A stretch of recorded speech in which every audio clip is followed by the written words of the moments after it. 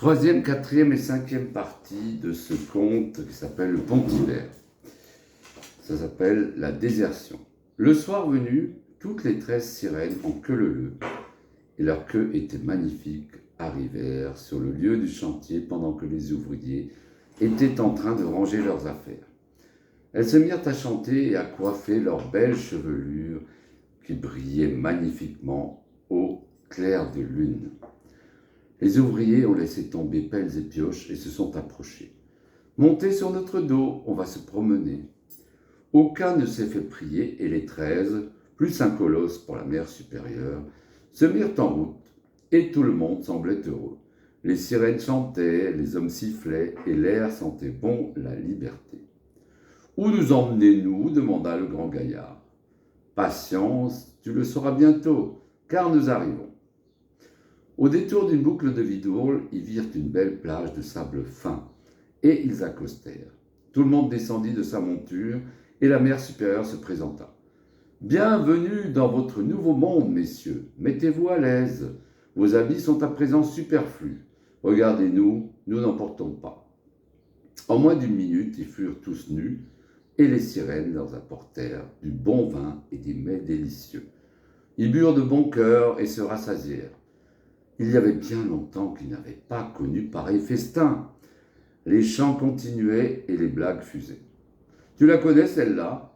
C'est un pêcheur qui un jour attrapa un gros poisson, ou plutôt une grosse poissonne, et il fut surpris de voir une très belle femme avec une belle chevelure et une belle poitrine, et une belle queue. » Enfin, c'est une histoire qui se raconte, une espèce de légende, car on n'a plus jamais revu ce pêcheur.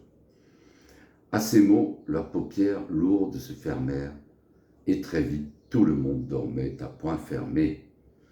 Les sirènes s'emparèrent de leurs compagnons et les mirent dans les 13 cages préparées pour eux. La mère supérieure n'enferma pas le sien et partit avec lui loin des autres. Et tout le monde imaginait bien ce qui allait se passer. Les sirènes partirent se coucher, et à la maison, 14 femmes attendaient en vain leur mari. Fin de la troisième partie. Quatrième, de nouveaux ouvriers. Le lendemain, elles allèrent alerter le chef de chantier. « Nos maris ne sont pas rentrés, nous sommes inquiètes. Allez en chercher 14 autres, le chantier ne doit pas souffrir un seul jour de retard. » 14 autres garçons arrivèrent, un peu plus jeunes que les autres, et parfois c'étaient les fils de l'un des disparus. À la fin de la journée, le travail s'acheva, et vous l'avez bien sûr deviné, les sirènes étaient là, chantaient et coiffaient leurs chevelures. Comme la veille, 14 autres jeunes gens partirent sur le dos de leur poissonne. Festin naturiste, blagues, rigolades, tout le monde était bien et de la même manière s'endormirent lourdement. Les cages avaient à présent 2 prisonniers et la mère supérieure 2 amants. Cinquième et dernière partie, le pont inachevé. Pendant des semaines et des semaines, ce petit manège continua. Les cages devenaient trop exiguës, et bien sûr que les sirènes ont eu droit de batifoler avec ces messieurs, et c'est devenu un joyeux lupanar sous l'eau, car au fil de l'eau, des branchies se sont mises à pousser, et surtout, il y eut beaucoup d'hommes poissonnes qui sont nés complètement adaptés au milieu marin. Le chantier du pont s'arrêta. Et devinez combien d'arches ont été construites ? 7 au total, très exactement, et non pas 13. Et vous savez donc aujourd'hui que les Vidourlades, ces creux ravageuses de Vidourle, c'est la faute aux sirènes, et aussi à ces messieurs qui ont tous succombé au chant des sirènes. Merci. Chez nous, on dit Vidourle, on ne dit pas le Vidourle.